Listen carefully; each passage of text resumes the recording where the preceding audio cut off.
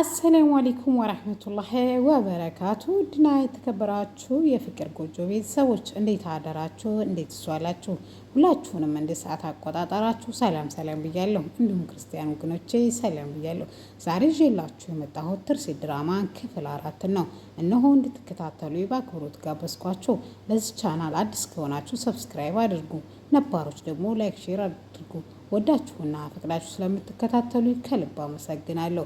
ትርሲት ድራማ ዛሬ እንግዲህ የመጀመሪያ ክፍልን ይዤ ስለምመጣ ተወደዳችሁት ላይክ ሼር እያደረጋችሁ ኮሜንት አስቀምጡልኝ። ወይዘሮ ትርሲት አቶ ግርማ ሊደፍሯት እንጀራ አባቷ ማለት ነው ሊደፍሯት እየታገሉ እያሉ እናቷ ትመጣለች። አንተ አውሬ ምን ልታደርጋት ነው? ባትወልዳትም እኮ ልጅህ ናት። እንዴት እንደዚህ ታደርጋለህ? እኔ ሁሉንም ነገር እታገሳለሁ። በልጄ ጉዳይ ግን ከመጣህብኝ ፈጽሞ ልምርህ አልችልም። የክፋት ጥግን እኔም ላሳይ ይችላለሁ በማለት ሚስቱ ባሏ ላይ ትጮኻለች። አቶ ግርማም ምንም አላደረኳትም በማለት ወደ ክፍላቸው ይሄዳሉ። ልጅና እናት እየተቃቀፉ ያለቅሳሉ። ልጄ ላንቺ ነው እንደዚህ የምሆነው። ስለዚህ እኔም እዚህ ቤት የምኖረው ተመችቶ ደልቶኝ አይደለም። አቶ ግርማ ከምታስቢው በላይ ክፉና መጥፎ ሰው ነው። ስለዚህ እባክሽ ልጄ የሁሉንም ነገር ይሄን የምነግርሽ ታግሰሽና ሆዴ ሰፊ ሆነሽ መኖር እንድቺ ነው በማለት ትነግራታለች። እናቴ ከዚህ ቤት እኔ ከምኖር ውጭ ጎዳና ላይ ብኖር ይሻለኛል። ስለዚህ እባክሽ እማዬ አንቺም ለእኔ የምታስቢልኝ ከሆነ እውነት አንቺም ደልቶሽና ተመችቶሽ የማትኖሪ ከሆነ ለምን ከዚህ ቤት አንወጣም በማለት ትመልስላታለች። የኔ ልጅ ይሄም አይሆንም በማለት መልስ ትሰጣታለች። እማይታደር የለም ታደረና ጠዋት በጠዋቱ ትምህርቷን ለመማር ቦርሷን አንግታ ወደ ትምህርት ቤት አቀናች። ነገር ግን የውስጧ ቁስል እንዴት አባቴ ሊደፍረኝ ይሞክራል? ይህን ያክል ምን አደረግኩት? በማለት እንባዋ መቆጣጠር አቃታት። ትምህርቷንም መማር ስላላቃታት ትርሲት ወደ መናፈሻ ትሄድና ለቅሷን ትተናነቀዋለች። አምላኬ ሆይ ሁሉንም ነገር ተመስገን፣ ለበጎ ነው ብዬ የሚቀበለው እኮ ስቃይን ልታበረታብኝ ሳይሆን ስቃይን እንድታቀልልኝ ስለምፈልግ ነው። እባክህ አምላኬ ሆይ ፈተናዬን አታብዛው። በዚህ በትንሽ እድሜ ብዙ ፈተናዎችን አይቻለሁ። እባክህ አምላኬ ሆይ እርዳይ እያለች ከፈጣሪዋ ጋር ወይም ስቶሪዋ ላይ እየጻፈች ትማጸነዋለች። ግን የትምህርት ቤት ጓደኛዋ ወይም አፍቃሪዋ ትምህርት ቤት ሲጠይቅ መናፈሻ ውስጥ ቁጭ ብላ እያለቀሰች እንደሆነ ትርሲት ይነግሩታል። ወደዛ ሚያቀናና ይመጣል። ምን ሆነሽ ነው? ለምንድን ነው የምታለቅሽው? ይላታል። ምንም ለምን መጣ? እኔ እየሸሸሁህ አንተ እንዴት ትቀርበኛለህ? እኔ እየጠላሁህ እንዴት አንተ ትወደኛለህ? እኔን እኮ ማንም ሰው አይዞሽ ብሎኝ አያውቅም። ማንም ሰውም ተጎኔ ሆኖ አያውቅም። ለመጀመሪያ ጊዜ አንተ መልካም ሰው ነህ በማለት ለታምራት መልካምነቱን ትገልጽለታለች። እሱም አይ እንደዛ እንኳ አይደለም፣ እኔ ያንቺ ግዴታ አለብኝ ስለምወድሽ ከእንግዲህ ወዳ የምታለቅሽውንም የምታማግሩም ሰው ከፈለግሽ እኔ ያለሁልሽ። ባክሽ ትርሲት ምንድን ነው ችግርሽ? እስቲ ንገሪ። ስለ አንቺ ለማወቅ የት ድረስ መሄድ አለብኝ? የትስ ቀን መጠበቅ አለብኝ? በማለት ይጠይቃታል። ለታሜ እሷ የተለየ ስሜት ቢኖራትም ነገር ግን የህይወት ውጣ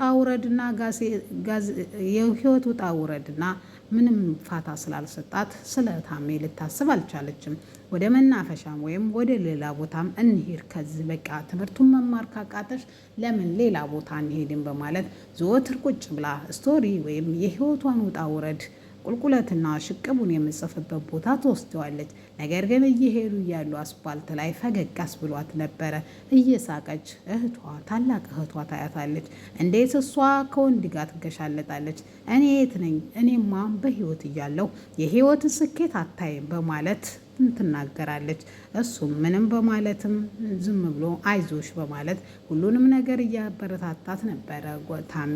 ታሜም ይህን ሁሉ ካለ በኋላም ወደ ቦታው ሄደው እያወሩ እያለ እኔ ምልሽ ይላታል። እስኪ ስለ አንቺ ንገሪ ሲላትም ስለ እሷ የሚነገር ታሪክ ምንም እንደሌላት ጸጥ ብላ ታልፈዋለች። ብዙ ከተጫወቱ በኋላ አንድ ስልክ ይደወልላታል።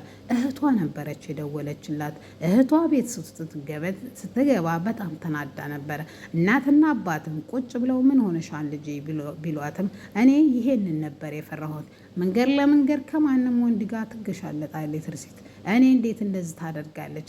እኔ ሞቼ ነው ቆሜ በማለት ትመልስላታለች። እናቷም እንዲህ ትላለች፣ የኔ ልጅ ለአንቺ ሲሆን ምነው ኖርማል ነው፣ ምነው ለእሷ ሲሆን እንዲህ አንገበገበች? አንቺ ከማንም ወንድ ጋር አይደል እንዴ ስትምትዩ ወይም የምታመሹ ሳይቀር በማለት መልስ በእህትማማቾች መካከል አትግቢ በማለት አቶ ግርማ በቁጣና በንዴት ይናገራሉ። እኔ ለመግባት ፈልጌ ሳይሆን አንድ ቀን ግን ይችልኝ ታግሳ የበቃት ዕለት የት እንደምታደርስ ወይም የገነፈለ ዕለት መቋቋም ያቅትሻን ብዬ ነው የኔ ልጅ በማለት መልስ ትሰጣታለች። እናቷ አንቺ ድሮም እንደዛ ነው የምትይው፣ እኔ እኮ ለሷ ብዬ ነው ዛሬ ወንዶቹ እንደዚህ ያደረጉት። ትናንትና ዲያሬ የሚል በስጦታ መልኩ የተሸጠላት ፖስታ መቶላን ነበረ። ውስጡም ወርቁ ጽሁፉም ዲያሪ የሚል ነበረ። ስለዚህ ዛሬ ዲያሪ ካላት ነገ አብረን እንደር ማለቱ አይቀርም። ለነገሩ ልክ ነሽ ልጄ፣ ስለ ወንዶች አንቺ ብዙ ታውቂያለሽ፣ እሷም በትምህርትም ቢሆን እሷ ትበልጥሻለች። ስለዚህ ስለ ወንዶች የምታውቂው አንቺ ስለሆንሽ ልክ ነሽ፣ ይህን እንኳ መናገር አለብሽ ብዬ አምናለሁ ትላለች። ምንም ብትጠብቃትም ልትመጣላት ስላልቻለች ስልኳን አፍጥና ትደውልና ቶሎ ወደ ቤት ነይ፣ ተማንጋ ነው የምትገሻለችው ስትላትም ትርሲት ዞር ብላ ዙሪያዋን ስትቃኝ ማንም ሰው የለም። በጣም በድንጋጤ ምንድን ነው ሲላትም ታሜ እህቴ አይታናለች ትለዋለች። እሱም ታዲያ እህትሽ ብታይ ከኔ ጋር ምን አገናኘው? ቴና ምንድን ነው ችግሩ ሲላትም እህቴ በጣም እንደምታስባት ሴት አይደለችም፣ ኃይለኛ ናት ትለዋለች። እሱም አይ ትናንትና ጀምሮ ከመተፈጠረውና ዛሬ በቀር ሁሉን ነገር አውቃለሁ። ዛሬ ያስለቀሰሽን ትናንትና የተፈጠረውን ዛሬ ያስለቀሰሽን ብቻ ሲቀር ሲላትም እሷም እንዴት ታውቃለህ ስትለውም ስቶሪሽን ወስጄ ነበረ ሙሉንም አንብቤያለሁ። እንዴት እንደዚህ ታደርጋለህ? ሌባ ነህ። መጠየቅ የፈለግከውን ነገር እኔን አትጠይቅም ስትለውም እኔ እኮ ትርሲት ብዙ ጊዜ ጠይቄሻለሁ፣ አንቺ ግን መልስ ልትሰጪኝ አልፈለግሽም። ከማንም ጋር መቀላቀል አትፈልጊም፣ ማውራት አትፈልጊም፣ ትማሪያለሽ፣ ወደ ቤት ነው እና ብዙ ጊዜ ዝምታ ያጠቃሻል። ስለዚህ ስለ አንቺ ለማወቅ ብዬ ነው እንጂ እውነት እንደምታስቢ ሌባ ሰውም ሆኜ አይደለም፣ አጭበርባሪ መጥፎ ሰውም ሆኜ አይደለም። እንደዛ እንዳታስቢ እባክሽ ይላታል። እሱም አይ ወደዛም ማልክ ወደዛም ለእኔ ሌባ ነህ፣ ሌባ እኔ በጣም ነው የምጠለው ብላ በፍጥነት ወደ ቤት ትሄዳለች። ቤት ውስጥ ስትገባ እህቷ እሳት ለብሳና እሳት ጎርሳ ነበረ። ነይ ቁጭ በይ ስትላትም የተማጋ ነበር። አይ ከትምህርት ቤት ጓደኛዬ ጋር ነበርኩ ስትላትም እሱ ብቻ ነው የትምህርት ቤት ጓደኛ ስትላት አይ አይደሉም፣ ግን ከእሱ ጋር ነበር እየሄድኩ ያለሁ ገጠመኝ ነው፣ ሌላ ነገር እኮ የለንም በማለት እህቷን በፍራቻ ዓይን እያየች ሰውነቷ እየተንቀጠቀጣ ትርሲት መልስ ትሰጣታለች። ነገር ግን እህቷ ድጋሜ ከዚህ ከልጅ ጋር ባየሽ ሁለቱንም ዓይኖችሽን ጎልጉዬ እዳር ነው ማወጣልሽ በማለት ታስፈራራታለች። እሺ ብላ እህቷም ወደ ሳሎን ትገባለች። ትርሲትም ቁጭ ብላ ምን እየሆነ እንደሆነ ግራ ገብቷት ወይም ታሜ ያላት ነገር ጥራ ገብቷታል። ስቶሪሽን ሳነበው የአባትሽ ገዳይ አቶ ግርማ ይመስሉኛል በማለትም መልሶላን ነበረ። ከዛም እህቷ እንደተለመደው ለባብሳና ተኳኩላ ትወጣለች። ስትወጣም እናትና ልጅ ቆመው እያወሩ ነበር። ምን አለችሽ? ከማጋ ነበረ? እህትሽ በጣም ተናዳብሽ ነበረ ስትላትም አንድ የትምህርት ቤት ጓደኛዬ ነው አብሬ ስሄድ አይታይ ነው ድጋሜ ባገኝሽ አይንሽ ተጎልጉሏን አለችኝ፣ አገለግሏለሁ አለች ስትላትም ጥሩ ልጅ አይደለም እንዴ ስትል ትርሲት ውሸት ስለማታውቅ ሌባ ነው ትላታለች። ማለት ምን ሰርቆች ነው በማለት እናትየዋ ስቶሪን ሰርቆ ሙሉ ህይወቴን ታሪክ አነበበው ትላታለች። ታዲያ ምን ችግር አለው? ይሄ እኮ ስለ አንቺ ለማወቅ ስለፈለገ ብቻ ነው እንጂ ለሌላ ነገር አይደለም በማለት እናቷ መልስ ትሰጣታለች። ነገር ግን እማዬ እዚህ ላይ ያለኝን ነገር እኔ ልንገርሽ ትላታለች።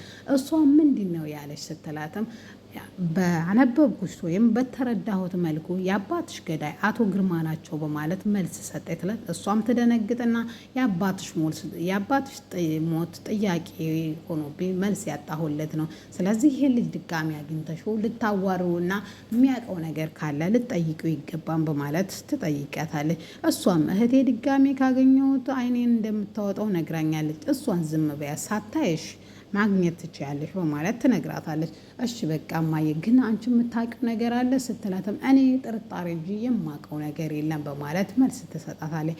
አቶ ግርማና ሚስቱ ደግሞ እንዲህ ትለዋለች። አቶ ግርማ ስማ፣ ይሄ ቤት በራሷ ቤት እንዲህ ልጅቷን አታሰቃያት፣ ስንት ጊዜ ይቻልካት፣ ደግሞ ጭራሽ ልጅነቷን ልትቀማት ነው በማለት ትጮህበታለች።